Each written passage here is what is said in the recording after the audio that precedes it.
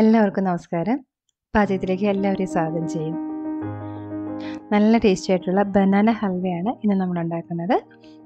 ഇതിനായിട്ട് 1 കിലോ നേന്ത്രപ്പഴമാണ് എടുത്തിട്ടുള്ളത്. നന്നായിട്ട് പഴുത്ത് ഈ തൊലിയൊക്കെ കറുത്ത് തുടങ്ങിയിട്ടുള്ള സ്റ്റേജിലുള്ള പഴമാണ് എടുത്തിട്ടുള്ളത്. തൊണ്ട് കളഞ്ഞിട്ടുള്ള വെയിറ്റാണ് 1 കിലോ. ഏകദേശം 8 വലിയ പഴമാണ് എടുത്തിട്ടുള്ളത്. ഇത് ചെറുതായിട്ടൊന്ന് അരിഞ്ഞിട്ട് കുറേശ്ശായിട്ട് മിക്സിയുടെ ജാറിലിട്ട് അരച്ചെടുക്കണം. നല്ല പേസ്റ്റായിട്ട് ഇവിടെ അരച്ചെടുത്തിട്ടുണ്ട്. ഇനി ഇതിലേക്ക് 2 ടേബിൾ സ്പൂൺ ഗോതമ്പ് പൊടി ചേർത്ത് കൊടുക്കുക. ഇതിലേക്ക് നന്നായിട്ട് യോജിപ്പിച്ചെടുക്കുക. ഇനി മധുരത്തിനായിട്ട് ഇവിടെ പഞ്ചസാരയാണ് ഉപയോഗിക്കുന്നത്. 1.5 കപ്പ് പഞ്ചസാരയാണ്, അതായത് ഏകദേശം 330 ഗ്രാം പഞ്ചസാരയാണ് എടുത്തിട്ടുള്ളത്. ഇതിൽ നിന്നും 4 ടേബിൾ സ്പൂൺ പഞ്ചസാര വേറൊരു പാത്രത്തിലേക്ക് എടുക്കാം. ഇത് കാരമൽ തയ്യാറാക്കാൻ വേണ്ടിയിട്ടാണ്. നമ്മുടെ ഹൽവയ്ക്ക് നല്ലൊരു കറുത്ത കളർ കിട്ടാൻ വേണ്ടിയിട്ട് നമ്മൾ കാരമൽ ഉണ്ടാക്കുന്നുണ്ട്. ഇത് നല്ല അടികട്ടിയുള്ള ഒരു പാത്രത്തിലേക്കിട്ട് ഉരുക്കിയെടുക്കുക.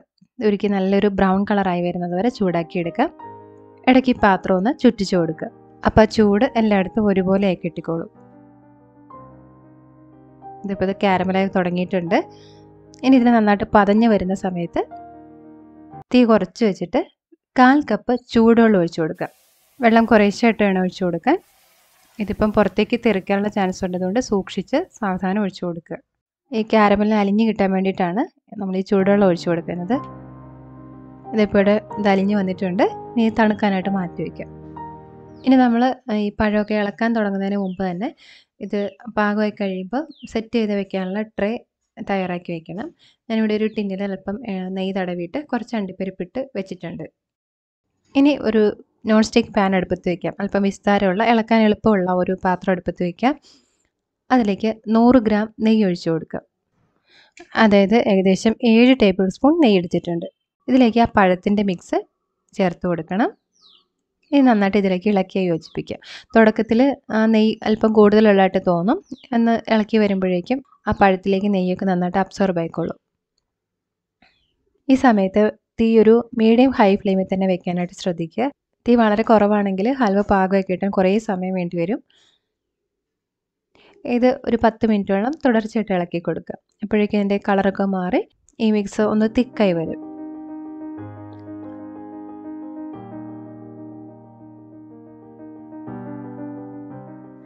ഇതിവിടെ 10 മിനിറ്റ് ഇളക്കിയിട്ടുണ്ട്. ഇനി ഇതിലേക്ക് ബാക്കിയുള്ള പഞ്ചസാരയും പിന്നെ തയ്യാറാക്കി വെച്ചിട്ടുള്ള കാരമലും കൂടി ചേർത്ത് കൊടുക്കുക. ഈ പഞ്ചസാര ചേർത്ത് കഴിയുമ്പോഴേക്കും ഈ മിക്സ് ഒന്ന് ലൂസാകാനായിട്ട് തുടങ്ങും. നന്നായിട്ട് അങ്ങ് ഇളക്കി കൊടുക്കുക.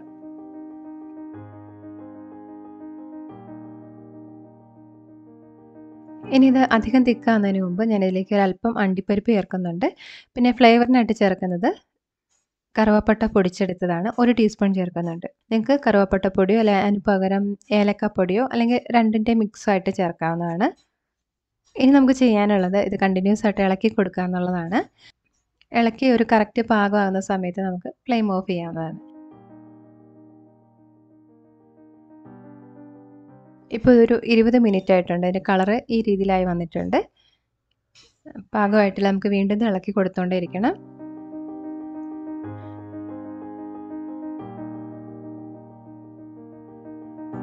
ഇതിപ്പോൾ 30 മിനിറ്റ് ആയിട്ടുണ്ട്. കളർ ഒന്നുകൂടി ഡീപ്പായിട്ടൊരു കളറായി വന്ന് തുടങ്ങിയിട്ടുണ്ട്. ഇനി കുറച്ച് സമയം കൂടി നമുക്ക് ഇളക്കി കൊടുക്കണം. ഈ സമയത്ത് തീ ഒരല്പം കുറച്ച് വയ്ക്കാം. മീഡിയം ഫ്ലെയിമിനേക്കാൾ ഒരല്പം കൂടി കുറച്ച് തീ വയ്ക്കുക.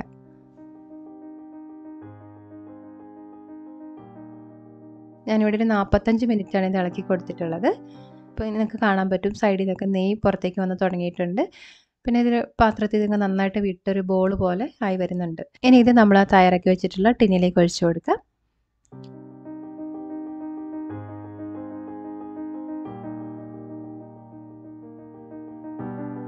മുകൾഭാഗം ഒന്ന് ലെവൽ ചെയ്ത് കൊടുക്കുക.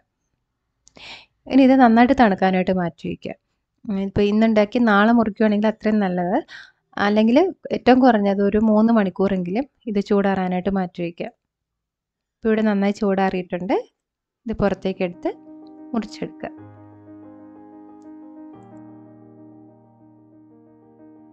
അപ്പോൾ ഇതാണ് നമ്മുടെ ബനാന ഹൽവ. നല്ല ടേസ്റ്റി ആയിട്ടുള്ള ഹൽവയാണ്. തീർച്ചയായിട്ടും നിങ്ങൾ ഉണ്ടാക്കി നോക്കണം. മക്കൾക്കൊക്കെ തീർച്ചയായിട്ടും ഇഷ്ടമാകും. അപ്പോൾ നിങ്ങളുടെ ഫീഡ്ബാക്ക് അറിയിക്കണം. ഇഷ്ടപ്പെട്ടെങ്കിൽ ലൈക്ക് ചെയ്യാനും അതുപോലെ ഇത് മറ്റാർക്കെങ്കിലും ഉപകാരപ്പെടും തോന്നുന്നുണ്ടെങ്കിൽ അവർക്കായിട്ടൊന്ന് ഷെയർ ചെയ്ത് കൊടുക്കാനും മറക്കരുത്. ഈ ചാനൽ നിങ്ങൾ ആദ്യമായിട്ടാണ് കാണുന്നതെങ്കിൽ സബ്സ്ക്രൈബ് ചെയ്യാനും പുതിയ വീഡിയോസിന് നോട്ടിഫിക്കേഷനായിട്ട് അരികിലുള്ള ബെൽ ബട്ടൺ പ്രസ് ചെയ്യാനും മറക്കല്ലേ.